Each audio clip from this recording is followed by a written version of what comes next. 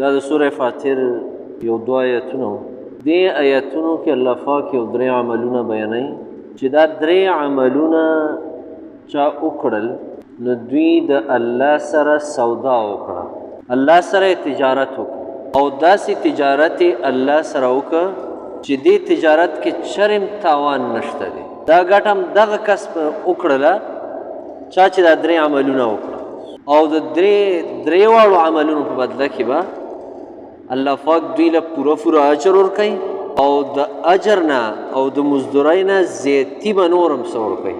ځکه الله پاک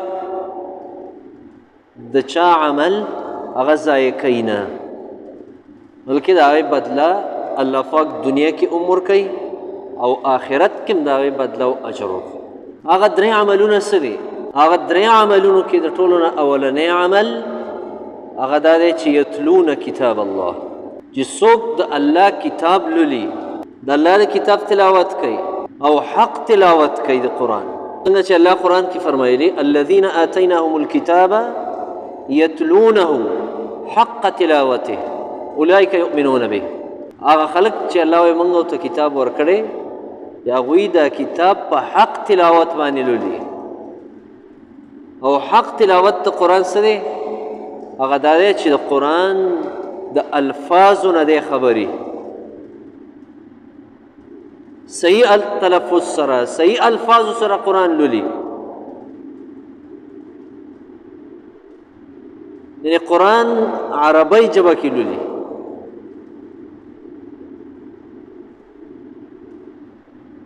او دا دی چې د قرآن په معنا باندې دی پوهي، د قرآن مفهوم نه دی خبري. ځکه چې یو سړی د یو خبرې په مقصد او په معنا نه پوهېږي نو هسې الفاظ چاله څه فایده ورکوي؟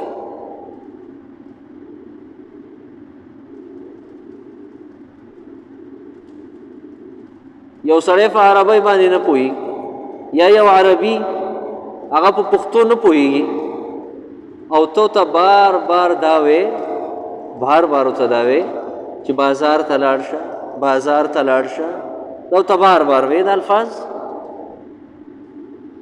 نو هغه به دې پوهېږي نه چې دی ما ته څه وایي. څو پورې چې بازار ته لاړ شه د دې الفاظو تا هغه ته په عربۍ کې ترجمه نه کړي چې زما د دې الفاظو مطلب دا دی.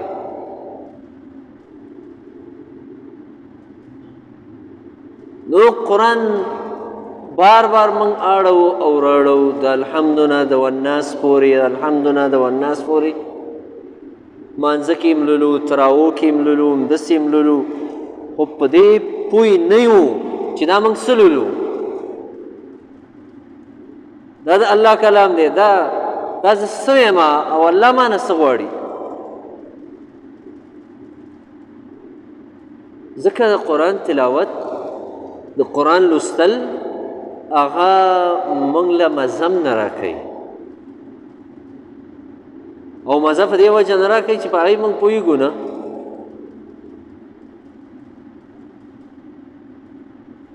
اولنۍ خبره په دریو کې دا ده چې د قرآن تلاوت او حق تلاوت د قرآن مفسرین فرمایي هغه دا دی چې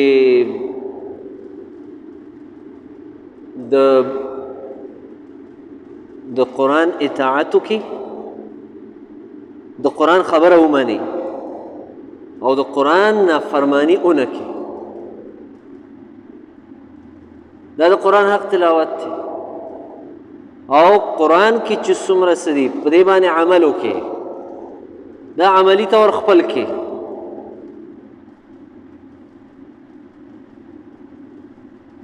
ځکه قرآن سره نږدېوالی دا الله سره قرب او نږدېوالی، هغه عمل چې په هغې باندې بنده الله ته د ټولو نه زیات نږدې کېږي هغه قرآن دی.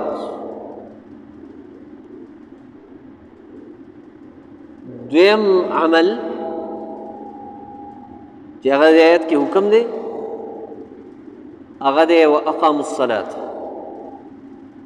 منځ قایموي. یو مونځ کول دي، یو د مونځ قایمول دي.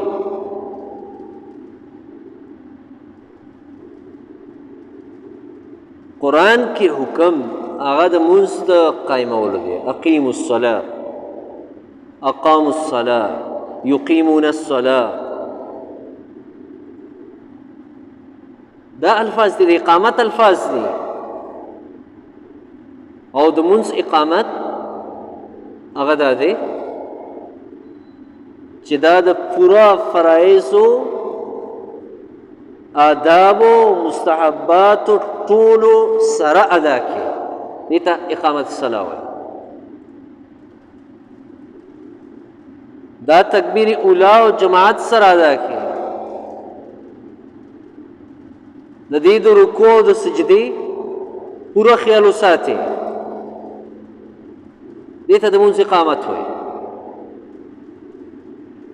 او د مونځ اقامت ته دی چې په خپل هم د دې پابند جوړ شي او خپل اولاد هغه هم د مونځ پابند جوړ کړي. دې ته اقامت الصلاة وایي. او د مونځ چې کوم نظام دی، د مونځ چې کوم قانون دی، نو هغه دا دی چې د ملک بادشاه هغه به په خپله هم د مونځ پابندي او نور خلق عوام چې دي هغوی به هم د مونځ پابند جوړوي. دې ته اقامت الصلاة وایي. ځکه اسلام موږ او تاسو له یو قانون را کړی، یو نظام دی. کې د زکات نظام دی، کې د مونځ نظام دی. نو الله د مونځ د قایمولو حکم کړی، صرف د مونځ د ادا کولو نه. او دریم عمل چې هغه دې آیات کې دی هغه دا دی چې وانفقوا مما رزقناهم. الله وایي کوم څه چې ما ورکړي دي دوی د هغې نه انفاق کوي، هغې نه خرچ کوي. سرا وعلانیه، په پټه هم کوي او په ښکاره باندې هم خرچ کوي. ځکه بعضې وختونو کې په پټه صدقه بهتر ده او بعضې وختونو کې ښکاره صدقه بهتر. دواړو حالاتو کې دوی صدقه. ځکه چې دا څومره څه موږ او تاسو سره دي، که لږ دی او که ډېر دی، خو دا ټول د الله دی. الله انسان ته ورکړي او کوم ذات چې ورکړي دي همغه ذات ترې نه بیا لږ څه غواړي، بس لږ څه غواړي. او قرض یې ترې غواړي، قرض. من ذا الذي يقرض الله قرضا حسنا فيضاعفه له. الله فرمایي څوک دی هغه کس چې الله سره قرض وکړي، الله سره د قرض معامله وکړي، الله به د دغه قرض په بدله کې دله دا مال اون دو چند کې او زیات به کړي په دنیا کې، او آخرت کې به اجر چې دی هغه دو چند ورکوي، زیات ورکوي. دغه آیات د سوره حدید چې کله نبی کریم صلی الله علیه وسلم ولسته من ذا الذي يقرض الله قرضا حسنا، حضرت ابو الدرداء رضی الله تعالی عنہ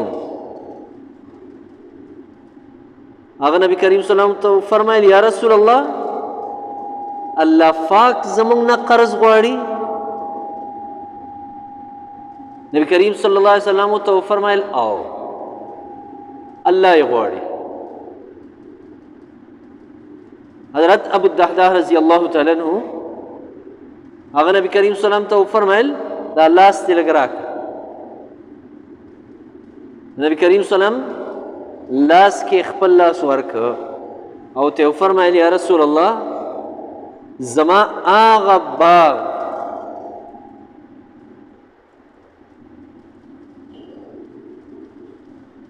چې هغه ما ته ټولو نه ډېر خوښ باغ دی،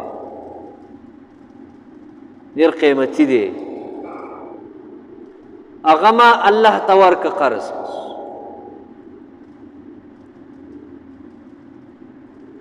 او دا هغه باغو چې 600 د کجورو ونې پکې د کجورو والا ولاړې وي.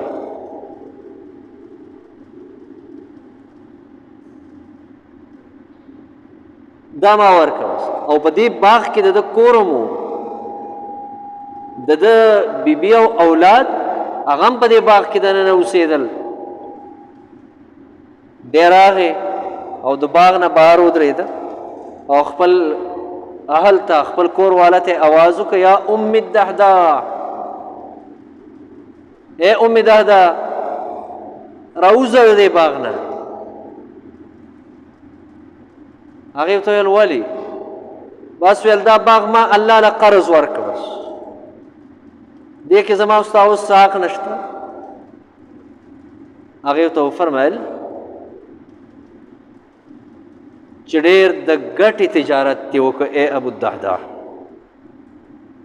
یعنې هغه هم ایمان والا ښځه وه. هغې ورته دا ونه ویل چې وایي زما دا بچي به څه کوي چې ته دا ورکړې، او زه به څه کوم چې ته دا باغ دې ورکړه، او زه به بیا کوم ځای کې اوسېږم چې تا د دې کور سره دا باغ هر څه ورکړه. فوري راووته، خپل بچي ځان سره کړل. نبی کریم صلی الله علیه وسلم دا وفرمایل چې ډېر باغونه د ابوالدحداح دپاره په جنت کې ولګېدل. هغه باغونه چې د هغې څانګې او د هغې میوه یاقوت او زمرود دي.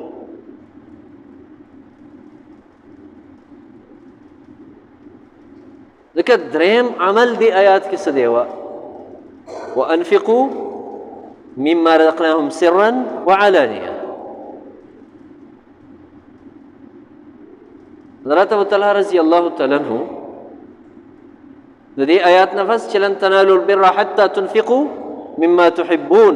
الله فرمای هغه پورې تاسو نیکي نشئ حاصلولی.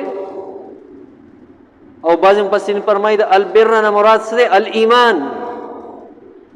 هغه پورې تاسو الله فرمای ایمان ته نشئ رسېدی څو پورې چې مو هغه څیز الله ته ورکړی نی، کوم څیز چې ستا خپل ځان له په خپله خوښ دی.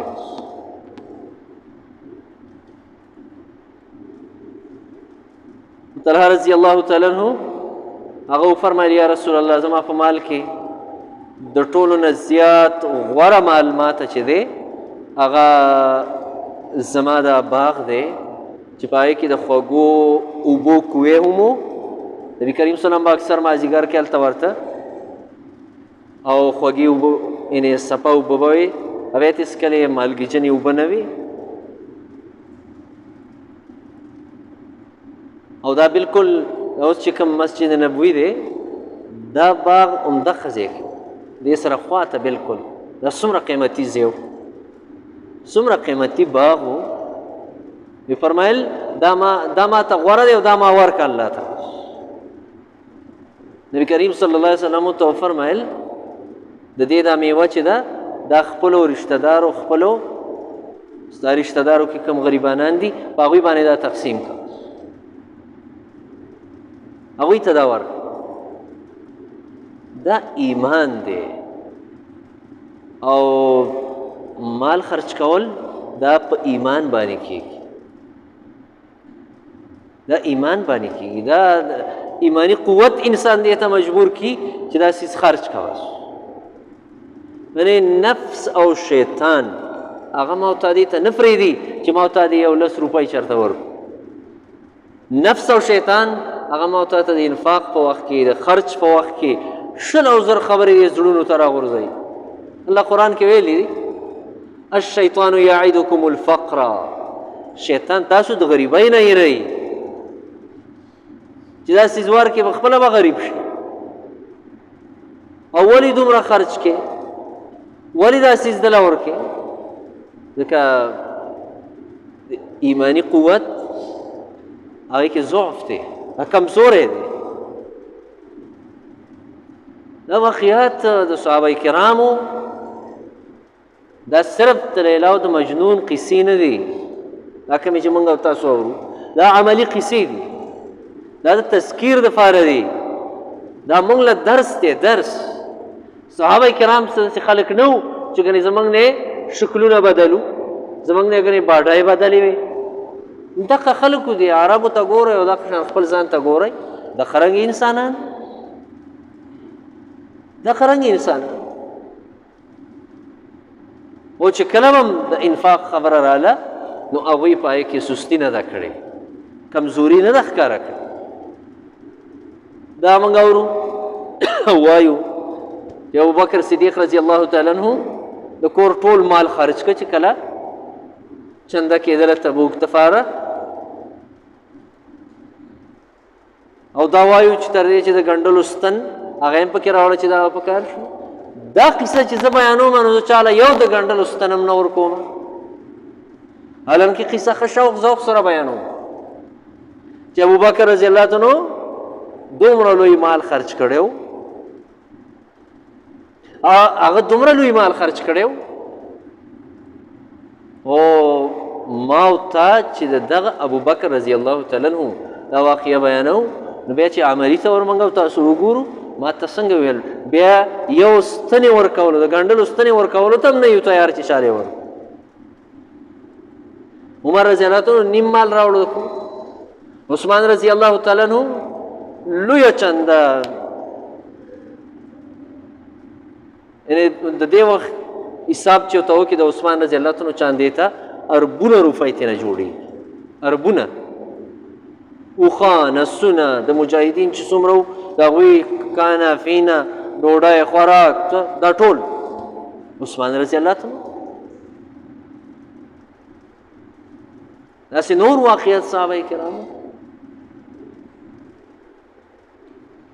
ځکه الله رب العالمین دریم حکم د دې خبرې کړی دی چې وانفقوا مما رزقناهم سرا وعلانیه، وانفقوا دوی خرچ کوي د هغه څه نه چې ما ورکړي، الله فرمایي ما ورکړي. ولله میراث السماوات والارض، دا ځمکه او اسمانونه او دا چې څه پکې دي دا ټول د الله دي، دا د الله دي. سورہ حدید کې الله فرمایلی چې تاسو د هغه څه نه خرچ وکئ مما جعلکم مستخلفین فیه، د هغه څه نه خرچ وکئ چې ما تاسو د دې خلیفګان جوړ کړي. خلیفه چا ته وایي؟ خلیفه نائب ته وایي. د نائب د فاسا بل حاکم وي، هغه د خپل نائب جوړ کړي.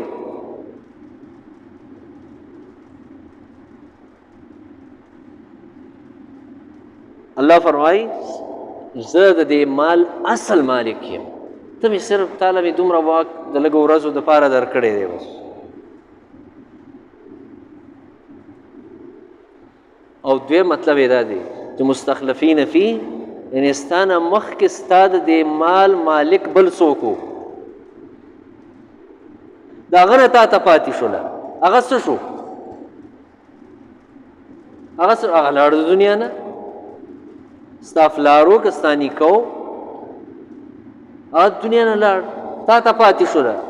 اوس الله فرمایي ته دا مال خرچ کا، دا مال خرچ کا، کنې ستا نه بل ته پاتې دی بیا به هغه خرچ کوي.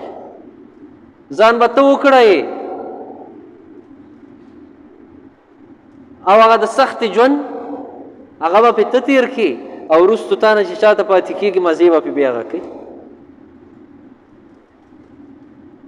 هغه بیا خرچ کوي. ځکه نبي کریم صلی الله علیه وسلم یو موقع باندې وفرمایل تاسو کې څوک دی داسې چې هغه ته د خپل مال نه د وارث مال، د خپل وارث مال ډېر خوښي. صحابه وفرمایل یا رسول الله داسې بله څوک چې د خپل مال نه به ورته د وارث مال هغه ډېر خوښي. نبي کریم صلی الله علیه وسلم فرمایل دا تاسو چې څه ګټئ او جمع کوئ دا ستاسو نه دی، دا ستاسو د ورثو دپاره دی. هغه له جمع کې، زوی له جمع کې، نوسي له جمع کې، غم در سره د هغې دی، د خپل ځان غم در سره نشته چې دا زوی به مې بیا څه کوي او دا نوسی به څه کوي او دا به څه کوي او هغه به څه کوي. او د دغه زوی او د نوسي دپاره دومره ظلم کې دومره زیاتې کې چې د الله فلعنت کې ګیرېږي او هغه دا دی چې لور محرومه پرېږدي او زوی له هر څه ورکې دومره ظلم د دې حق به تا نه الله د قیامت په ورځ تپوس نه کوي ځکه که دینداره دي او که غیر دینداره دي خو به د یو خبره ځان پوه کړي چې دې خبره کې به د قیامت په ورځ باندې ټول ګرفتار یو منځونه به هم را سره ډېري روجې به هم ښې ډېرې نیولي حدیث کې څنګه راغلي حجونه به هم ښه ډېر کړي طوافونه به هم ښه ډېر کړي عمرې به هم ښې ډېرې کړي دا هر څه به هم کړي خو د قیامت په ورځ باندې دغه لور او دغه خور به ستا نه دا ستا منځونه او روجې او حجونه دا به نه ټول هغه اخلي به ته به سپېره پاتې کېږي مفلس به یې حدیث کې راغلي مفلس ځکه هغوی د تا څه نه دي ورکړي د هغې حق ستا په غاړه کې دی ځکه فقهاو لیکلي دي چې په لور او په خور باندې زکات ولې نه کېږي هغه تا سره په دې مال کې شریکه ده دا ستا چې کوم مال دی دا د هغې دی نو هغې ته د خپل مال نه زکات ورکړي نو د خپل مال نه خو زکات نه کېږي چې څوک یې ترې واخلي ځکه دې خبره باندې غور پکار دی لږ سوچ پکار دی سوچ په د دنیا لږ شانه ورځې دي لږې او دومره لږې ورځې دي چې یو څو کاله مخکې به په دې سب کې نور خلک ناست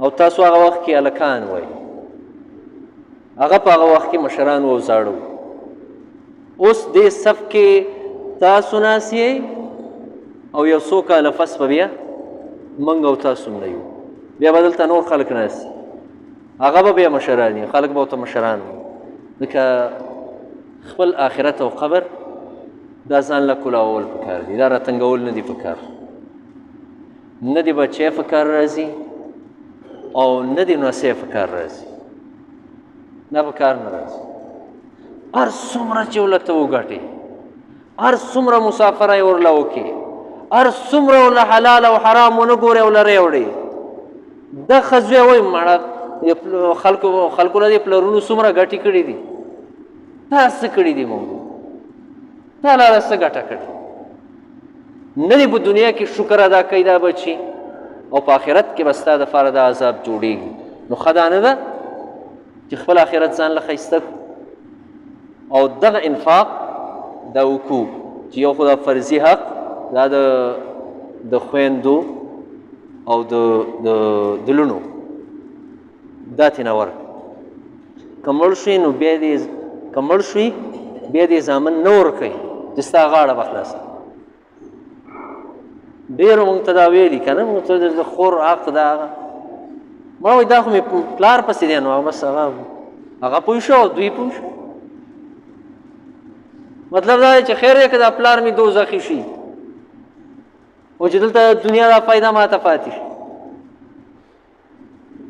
ځکه دې خبرو باندې غور پکار الله دې مونږ او تاسو دې خبرو باندې عمل کوونکي جوړ کړي لږې غونته شپې ورځې دي ښایسته د تېرولو دي خوږې د تېرولو دي او دا څه چې دي دا مونږ او تاسو سره دا زموږ نه دي دا د الله میراث دی الله ته پاتې دی دا ټول او الله ته به پاتې کېږي ځکه خرچ وکئ بس خرچ وکئ صدقې ورکئ اخري دا حدیث ته یم چې نبي کریم صلی الله فرمایي ابن ادم وایي چې زما مال دی او زما مال دی او زما مال دی نبي کریم صلی الله اول دا سورت ولسته الهاکم التکاثر حتی زرتم المقابر الله وایي د دې مال ډېروالي دومره لیوني کړي یې چې قبر ته ورسېدې قبر ته او همدغه مال کې او مال کې او مال کې زما مال دی او زما حلال او حرام یې نه ګورې خو چې بس مال راځي او مال مې ډېر شي نبي کریم صلی الله فرمایل ابن ادم مال نور نشته داسې دعوه کوي چې زما مال او زما مال ستا مال صرف هغه دی نبي کریم صلی الله فرمایي چې تا ځان له پوخ که ودې خوړ دقه ستا مال ستا مال هغه دی چې هغه ته وګنډه وادي غوسته دا ستا مال هغه دی چې هغه دې صدقه کو د ځان نه مخکې دې ولېږه بس دا ستا مال دی او نور ستا مال اړو شته دی نه دا بل ته پاتې کېدونکی څیز دی تا نه خو هغه پوزې هم درته لاندې نه اچوي په کټ کې چې وړئ قبر کې ته نه اچوي لرې کوي چاله یې ورکوي دلته که نه نو هغه پوزې ستا مال نو هغې هم نه واپس نه جیب کې سره یو روپۍ نه پرېږدي څوک د مړي سره په کار خو دا وه چې دا ده څه ګټلي وي چې دا خو سره په دې قبر کې ښخ کړي وي چې تا خو ډېره خواري کړې ده که نه نو دا دی چې خپلې غاړې م ازادې کړي او د خپلو لرونو او د نیکونو غاړې م ازادې کړي انشاءالله او خرج کوئ الله به یې زیاتوي ښه اللهم صل علی محمد اللهم انک عفو کریم تحب العفو ربنا لا تزغ قلوبنا بعد إذ هديتنا وهب لنا من لدنك رحمة إنك أنت الوهاب الله استغفر نو موت د امن د فار سوالو کوي چې الله پاک زمونږ د علاقه کې او د ملک کې امن راولي والله دا به د امني ختمه کړي الله د امن فضا قایمه کړي د خوشحالۍ فضا قایمه کړي دا د بدامنۍ او دا د خفګان او د پریشانو د حالات د ټول امت مسلمان اوچت کړي وی الله د فلسطین د مسلمانانو مدد وکړي د فلسطین د مجاهدینو مدد وکړي وی الله رب العالمین اسرائیل او د هغوی ملګري امریکا او د هغوی ملګري یا الله د ذلت سره مخامخ کړي یا الله خپل قهر فی نازل کړي او یا الله ټول مسلمانان د هغوی د ضررونو نه بچ کړي وصلی الله تعالی